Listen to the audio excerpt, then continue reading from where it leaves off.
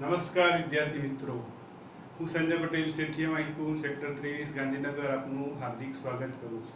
હવે આપણે સંભાવના ચેપ્ટર તો પૂર્ણ કર્યું. હવે ચેપ્ટરમાં શું શીખ્યા અને શું યાદ રાખ્યું એની એક કસોટી લઈ લઈએ. એ પરીક્ષા લક્ષી કેટલીક ખાલી જગ્યાઓ, આમાંથી કોઈને કોઈ પરીક્ષામાં આ પ્રકારની ખાલી જગ્યાઓ એ સ્કૂલની હોય કે બોર્ડની હોય એમાં પૂછાતી હોય છે. કેટલીક સરળ હોય, કેટલીક થોડી સમજદારી માંગી લે એ પ્રકારની હોય. ચલો તો હવે આપણે શરૂઆત કરીએ.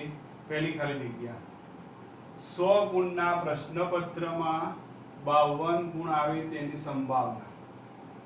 અહીં આપણે જરૂર પડશે એની ગણતરી કરતા જઈશું. 100 ગુણનું પેપર હોય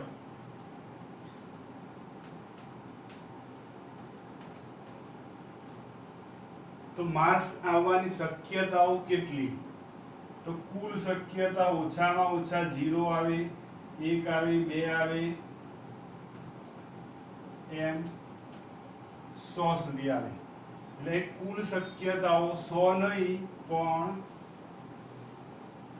1 થી 100 એટલે 100 અને આ વધારાના 1 0 એટલે કુલ શક્યતાઓ 101 થાય. આ ખાસ યાદ રાખવાનું. જો 50 માર્ક્સનું પેપર હોય તો 51 થાય, 20 માર્ક્સનું પેપર હોય તો 21 થાય, એટલે આના કરતાં 1 વધારે, એટલે 0 માર્ક્સ પણ આવી શકે જો પેપરમાં કંઈ જ ના લખ્યું હોય તો. એટલે છેદમાં 101 અને 52 ગુણ 0 થી 100 સુધીમાં 52 કેટલી વખત આવે? તો એક જ વખત આવે.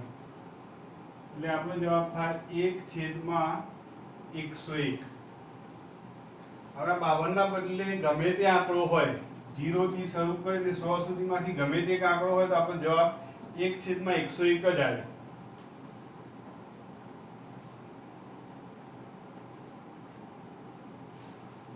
ચલો પછી બીજી ખાલી જગ્યા, સંભાવનાનું મહત્તમ મૂલ્ય. એટલે સંભાવના એના માટે કંઈક આપણે આવું લખતા હતા. તો સંભાવનાનું વધુમાં વધુ મૂલ્ય ઓછામાં ઓછા 0 અને વધુમાં વધુ 1. મહત્તમ એટલે વધુમાં વધુ. અહીં લઘુત્તમ શબ્દ વપરાયો હોય તો જવાબ 0 આવે. ચલો પછી ત્રીજું, અંગ્રેજીના 26 મૂળાક્ષરોમાંથી એક અક્ષર યાદચ્છિક રીતે પસંદ કરવામાં આવે તો તે સ્વર હોય તેની સંભાવના. આને આપણે P of C કહીએ. તો એ કુલ શક્યતાઓ કેટલી? અંગ્રેજીના કુલ મૂળાક્ષર 26, તેમાંથી સ્વર કેટલા? તો A, E, I, O, U એટલે 5 સ્વર, એટલે 5/26.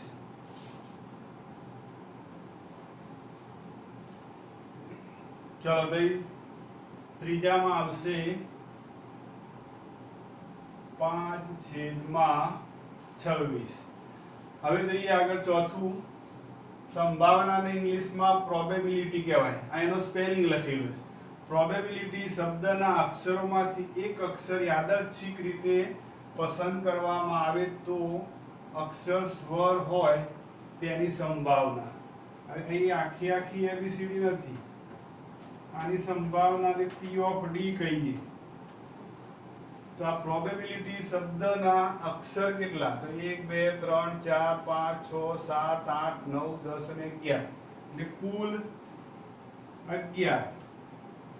આ 11 માંથી સ્વર કેટલા? A, E, I, O, U. તો આ 1 2 3 અને 4. 1 2 3 અને 4. તો 4/11 એટલે ચોથી ખાલી જગ્યામાં જવાબ આવશે 4/11. પાંચમું જુઓ, લોટરીની 1000 ટિકિટોમાંથી કુલ 50 ઇનામો વહેંચવાના છે. ટિકિટો વેચાવાની 1000, એમાંથી ઇનામ આપવાના 50. જો કોઈ વ્યક્તિએ તે લોટરીની એક ટિકિટ ખરીદેલ હોય તો ઇનામ મળે તેની સંભાવના ખાલી જગ્યા છે. તે સંભાવનાને આપણે P of E કહીએ. તો તો એ છેદમાં કુલ ટિકિટ અને અંશમાં ઇનામ આપવાની સંખ્યા, એટલે 1000 માંથી 50 ઇનામ આપવાના છે, એને 50 છેદમાં 1000 એવું લખાય. અહીં 0 0 ઉડી જાય અને 20 પંચું 100, એટલે જવાબ આવે 1/20.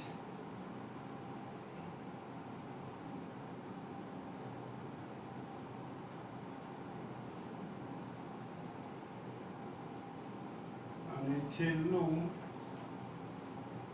આંકડાશાસ્ત્રી કાર્લ પિયર્સને ખાલી જગ્યા વખત સિક્કો ઉછાળ્યો. કેટલી વખત આગળ આપણે શીખ્યા હતા? 24000 વખત.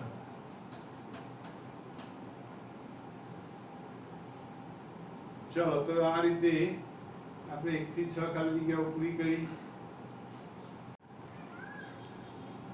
ચલો આગળ 7મી ખાલી જગ્યા.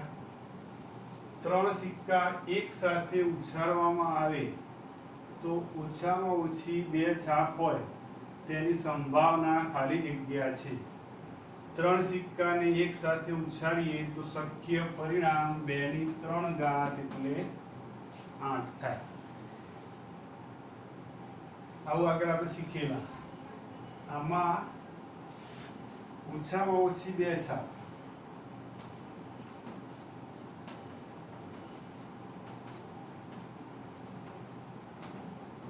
ઓછામાં ઓછા 2 એટલે 2 કે 2 થી વધુ.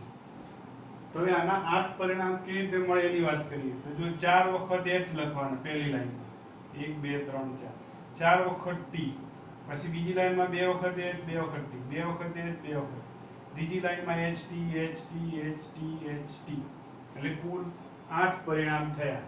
એમાં ઓછામાં ઓછી 2 છાપ, એટલે 2 છાપ હોય તેવા અને 2 થી વધારે હોય તેવા, એટલે 2 છાપ વાળા અને 2 થી વધારે એટલે 3. એટલે આવા કુલ આપણને 8 માંથી 4 પરિણામ મળે, એટલે કે 1/2.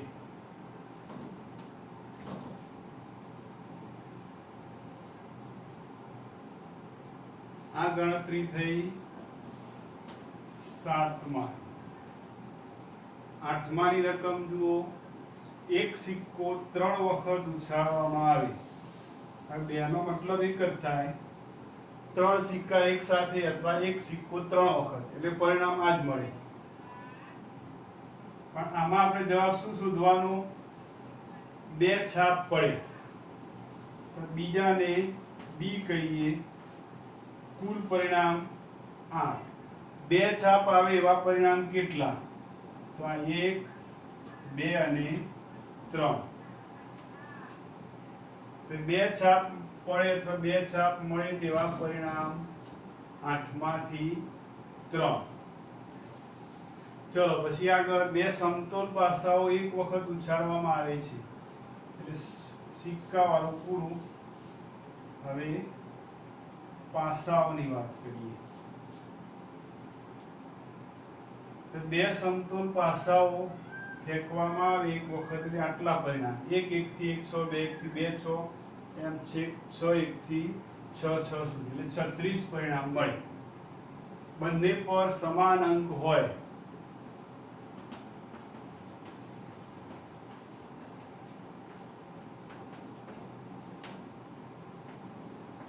તેવા પરિણામ.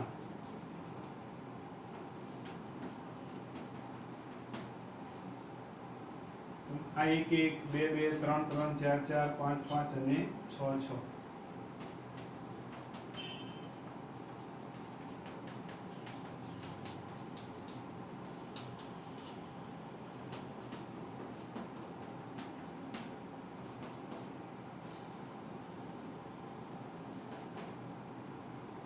અને ડી કહીએ, p ઓફ ડી. તો 36 માંથી આવા 6 પરિણામ મળે. 6 6 36, એટલે 1/6 આવે. 1/6. આ ગણતરી થઈ 9માની. ચલો હવે આગળ 10મું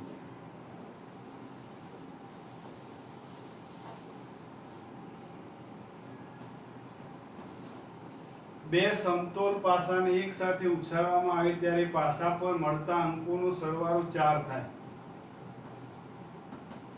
અંકોનો સરવાળો 4 હોય તેવા પરિણામ.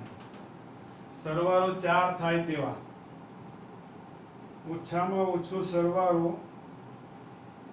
1 1 એટલે 2 થાય. 2 3 આ 1 3 4 2 2 4 3 1 4. હવે જો અહીં ઓછામાં ઓછા અહીં 4 થાય એટલે 5 થાય 6 થાય એટલે આગળ સરવાળો 4 થવાની શક્યતાઓ નથી. તો તેવા પરિણામ કયા? 1 3 2 2 અને 3 1. 1 3 2 2 અને 3 1. તો P of E કહીએ તો આ 36 માંથી એવા કેટલા? 36 માંથી 3 એટલે કે 1/12. સરવાળો 4 થાય તેવા પરિણામ એની સંભાવના 1/12. ચલો જોઈ લેજો આગળ 11મો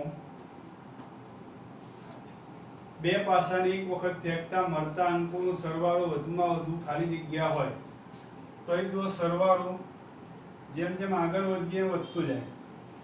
2 3 4 5 6 7. આ લાઈનમાં 3 4 5 6 7 8. 4 5 6 7 8 9. 5 6 7 8 9 10. 6 7 8 9 10 11. એ જ રીતે 6 ને 1 7, 6 ને 2 8, 6 ને 3 9 10 11 ને 12. સરવાળો વધુમાં વધુ 12. આવું પૂછાય કે ઓછામાં ઓછા તો 2. એ વધુમાં વધુ સરવાળો 12 હોય. અને 12મો ચલો એની શરૂઆત આની ગણતરી કઈ જરૂર નથી. 12મું P of A અને P of A બરાબર બે સરખા. આવું આપણે એક સૂત્ર શીખ્યા કે બેનો સરવાળો પૂરક ઘટનાઓની સંભાવનાનો સરવાળો કહેવાય 1 થાય. P of A બરાબર શું મુકાય? તો P of A એટલે આના બદલે પણ P of A મૂકી દઈએ તો P of A બે વખત થયા માટે P of A બરાબર આ બેને જમણી બાજુ લઈએ તો આપણો જવાબ 1/2 લખાય અથવા 0.5. એટલે બંનેની સંભાવના 0.5 થાય. ચાલો તો 12 ખાલી જગ્યાઓ પૂરી.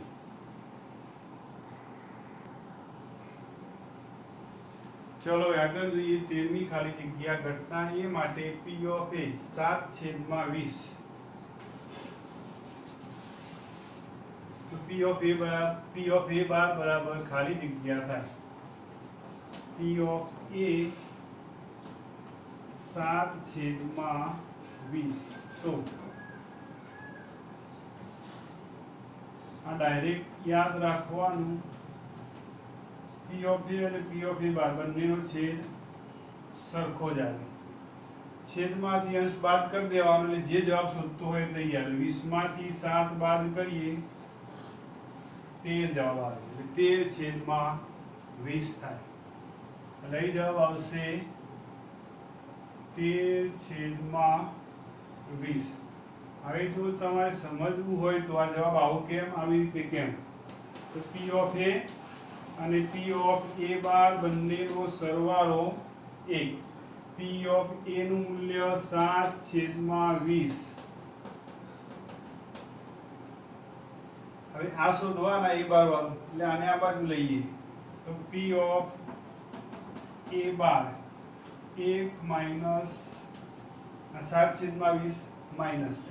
હવે આનો લસાઅ 20 એટલે આ 20 ગુણ્યા 1 થાય એટલે 20 માઈનસ 7, 20 માઈનસ 7 એટલે 13.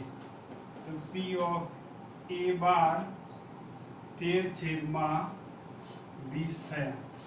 આટલી બધી એક માર્ક્સની ખાલી જગ્યામાં ગણતરી ન થાય, ડાયરેક્ટ યાદ રાખવાનું, છેદ એનાએ મૂકી દેવાનો અને છેદમાંથી અંશ બાદ કરી દેવાનો, એટલે આપણો જવાબ તૈયાર થઈ જશે. ચાલો હવે જો પહેલી ખાલી જગ્યા ખબર પડી હોય તો બીજી ખાલી જગ્યા ફટ દઈને આવડે. શું કરવાનું? છેદ એના એ જ, એટલે 29 m ના m અને છેદમાંથી અંશ બાદ કરવાનો. અહીં આપણે લખવાના હતા d. ચલો એવું કરો, આને d બાર રાખો એટલે પેલા કરતા કંઈક અલગ થાય. એ હતા એ બાર શોધ્યા, d બાર આપ્યા, d શોધો, છેદ m ના m અને છેદમાંથી અંશ બાદ કરો એટલે 29 માઈનસ 13 એટલે જવાબ આવશે 16/29.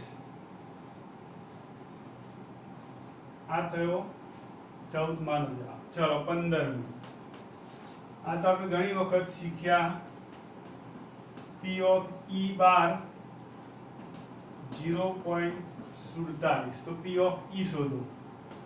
તો આપણે સૂત્ર વાપરીશું P of E plus P of E બાર બરાબર 1. આ 0.47 પ્લસ P ઓફ E બાર, આને આ બાજુ મૂકીએ તો P ઓફ E બાર બરાબર 1 માઈનસ 0.47. 100 માંથી બાદ કરી દેવાના 47. 100 માંથી 47 બાદ કરીએ 53 અને પછી 2 પોઈન્ટ મૂકી દેવાના એટલે આપણો જવાબ આવશે 0.53.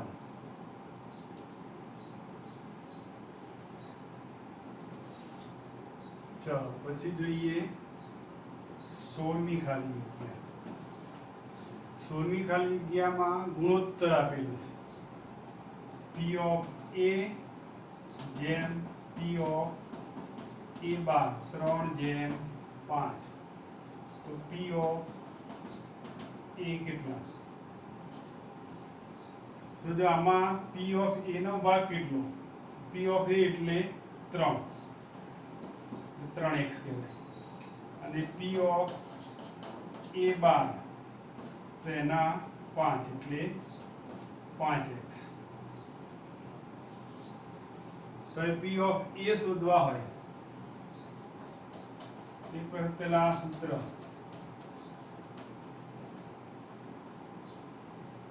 P of A plus P of A બાર બરાબર 1. P ઓફ A એટલે 3x, A બાર એટલે 5x બરાબર 1. 5 ને 3 8x. તો x બરાબર 1/8. તો હવે આ P ઓફ A 3x આપણે ધારેલા એટલે 3 ગુણ્યા 1/8 એટલે આપણો જવાબ 3/8 આવે. ચલો આપણો જવાબ થઈ ગયો 3/8. પણ આને ટૂંકમાં કેવી રીતે લખાય એની વાત કરીએ તો હવે તમારે આવી બધી લાંબી ગણતરી નહીં કરવાની. આ તો તમને વિશ્વાસ આવે કે ના જવાબ આ રીતે સાચો આવે છે. હવે જો P ઓફ A શોધવાના હોય કે P ઓફ A બાર, તો P ઓફ A ના ભાગ કેટલા? 3 અને A બાર ના 5. હવે બંનેના છેદમાં બેનો સરવાળો મૂકી દેવાનો. 3 ને 5 8 એટલે P ઓફ A થાય 3/8. જો A બાર કયા હોય તો 5/8. આ રીતે જ યાદ રાખવાનું. બેનો સરવાળો છેદમાં જેનો ભાગ જે હોય અંશમાં મૂકી દેવાનો. હવે ધારો કે આવું હોય કે P ઓફ B જેમ P ઓફ B બાર બરાબર 2/7. તો P ઓફ B શોધવાના કયા? તો B નો ભાગ 2 અને સરવાળો છેદમાં 9. B બાર કયા હોય? તો B બાર નો ભાગ 7 અને છેદમાં સરવાળો 9. આ રીતે યાદ રાખવાનું. ચલો તો આપણે 16 સુધી પૂરા કર્યા. હવે જોઈએ 17 17માં કોઈ એક પ્રશ્નનો જવાબ ધારતા તે જવાબ સાચો હોય તેની સંભાવના x/15 સાચો હોય તો એને આપણે p ઓફ a કહીએ, તેની સંભાવના x/15. જવાબ ખોટો હોય, જો ખોટો હોય તો એને કહેવાય p ઓફ a12, તેની સંભાવના 2/5. તો x બરાબર ખાલી મૂક્યા. તો હવે આપણને p ઓફ a અને p ઓફ a12 આપી દીધા, બેનો સરવાળો 1. p ઓફ a બરાબર x/15 અને a12 2/5, બેનો સરવાળો 1. હવે આ બે પંચમાંશને જમણી બાજુ લઈએ તો આ પ્લસ માઇનસ થાય. હવે જમણી બાજુ લસાઅ 5 આવે એટલે 5 ગુણ્યા 1, 5 - 2, એટલે કે x/15 બરાબર 3/5. માટે x બરાબર, હવે 15 ને આ બાજુ લઈએ તો 15 ગુણાકારમાં આવે એટલે 15 ગુણ્યા 3/5. તો એ 5 તરી 15, એટલે 3 અને 3 વધ્યા, 3 ગુણ્યા 3 9. માટે x બરાબર 9 થાય. x બરાબર કેટલા? 9.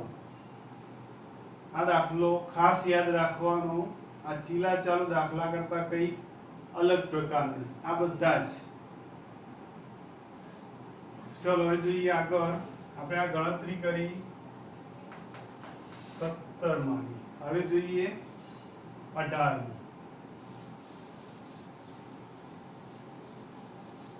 18, 19 અને 20 ત્રણે ત્રણ એક જ સરખા.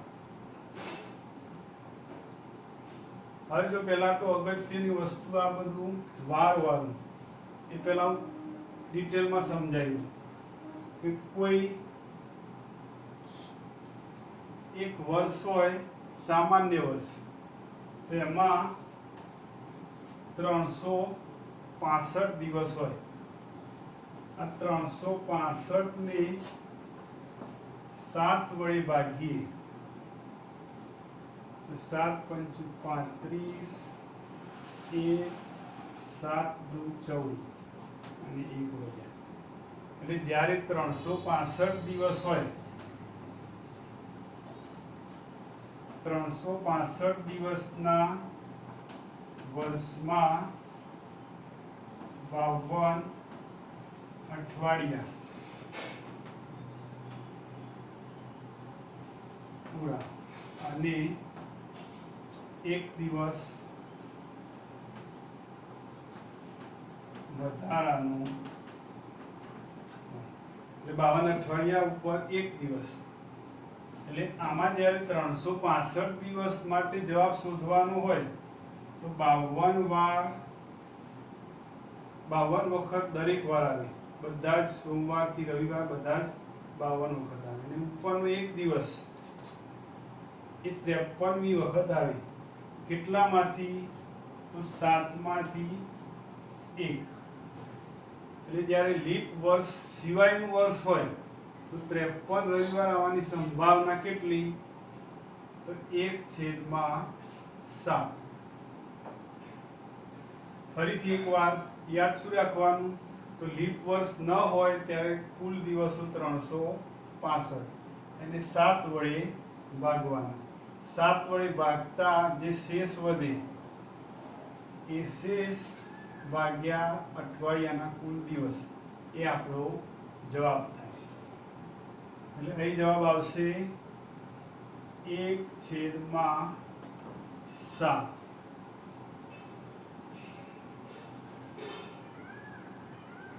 હવે આના જેવો જ બીજો આ ગણીશું તો તરત ખ્યાલ આવશે.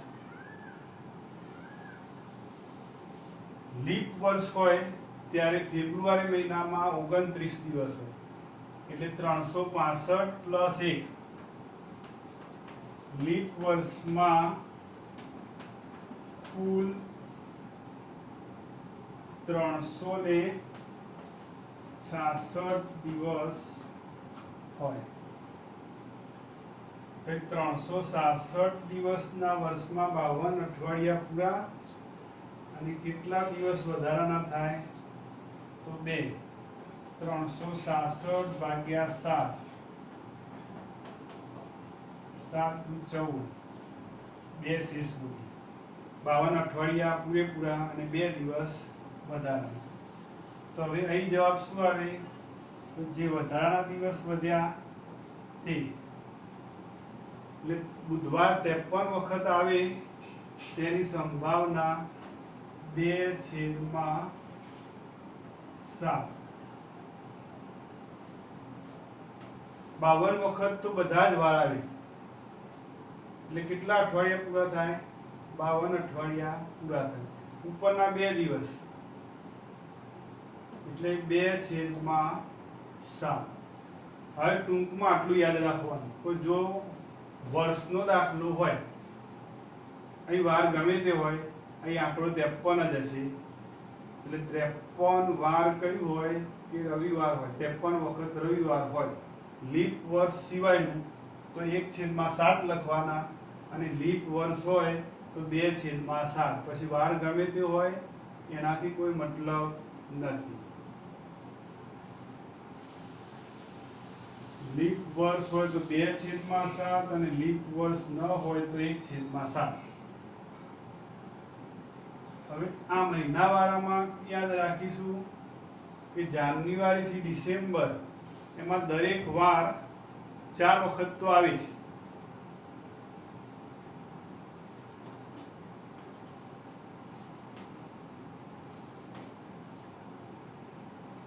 જો ફેબ્રુઆરી મહિનો હોય લીપ વર્ષ વગરના વર્ષનું તો એક વાર કેટલી વખત આવે 4 વખત. 7 × 28 થઈ જાય અને વધારાનો કોઈ દિવસ ના આવે. જો લીપ વર્ષનો ફેબ્રુઆરી મહિનો હોય તો 7 × 28 વધારાનો 1 દિવસ એટલે આમાં સંભાવના 0/7. આમાં સંભાવના 1/7. જો 30 દિવસ હોય તો 2/7. આમાં એવું કહેવાય કે 4 અઠવાડિયા હોય, વધારાનો કોઈ દિવસ નહીં એટલે સંભાવના 0. 29 દિવસ વાળો કોઈ મહિનો હોય ફેબ્રુઆરી મહિનો લીપ વર્ષનો તો 29 દિવસ 4 અઠવાડિયા આખા એટલે 28 દિવસ પૂરા અને ઉપર 1 દિવસ એટલે આવું જ્યારે હોય ત્યારે 1/7. 30 દિવસનો કોઈ મહિનો હોય તો 7 અઠવાડિયા 4 અઠવાડિયા પૂરેપૂરા એટલે 28 દિવસ અને 2 દિવસ વધારાના થાય એટલે 2/7. જો 31 દિવસ માર્ચ મહિનો હોય ધારો કે તો 7 × 4 + 3 તો જવાબ આવે 3/7. એટલે દિવસના આધારે યાદ રાખવાનું કે 28 હોય તો 0 કોઈ પણ મહિનો હોય 28 કયા એટલે આમ તો ફેબ્રુઆરી હોય લીપ વર્ષ વગરનો 29 તો લીપ વર્ષનો ફેબ્રુઆરી મહિનો તો 1/7. 30 દિવસનો મહિનો હોય તો 28 ઉપર 2 દિવસ અને સંભાવના 2/7. 31 દિવસનું હોય તો 28 ઉપર 3 દિવસ તો સંભાવના 3/7. હવે ગમે તે વાર હોય અને ગમે તે માસ હોય આટલું યાદ રાખીએ એટલે આપણે બધા જવાબ તૈયાર. લીપ વર્ષમાં ફેબ્રુઆરી માસમાં 5 સોમવાર હોય તો આમાંથી લીપ વર્ષ એના ફેબ્રુઆરી મહિનામાં 29 દિવસ હોય એટલે આપણો જવાબ થાય 1/7. અહીં માત્ર આટલું જ હોત, લીપ વર્ષ શબ્દ ન હોત તો જવાબ શું આવે તો તે વખતે 0 આવે. અહીં ધારો કે જાન્યુઆરી માસમાં એવું હોય, લીપ વર્ષ થઈ પણ ગમે તે વર્ષ, જાન્યુઆરી કોઈ ફરક ના પડે, તો જાન્યુઆરી માસમાં 5 સોમવાર, તો જાન્યુઆરી માસના કુલ દિવસ કેટલા? 31. તો તમારો જવાબ શું આવે? 3/7. માર્ચ માસ હોય તો માર્ચ માસમાં 5 સોમવાર, તો માર્ચના દિવસ કેટલા? 31. તો 3/7. એપ્રિલ, તો એપ્રિલના કુલ દિવસ 30, તો 30 એટલે 2/7. 28 ઉપર જે દિવસ હોય એ દિવસ ભાગ્યા 7. મે 31, જૂન 30, જુલાઈ 31, ઓગસ્ટ 31, સપ્ટેમ્બર 30, ઓક્ટોબર. આ પ્રમાણે આ ચારમાંથી જવાબ, આ માત્ર ફેબ્રુઆરી માટે અને બાકીના મહિનાઓમાં. આ રીતે બધા જ જવાબ આપણે લખી શકીએ. ચલો તો આપણે ખાલી જગ્યાઓ પૂરી કરીએ.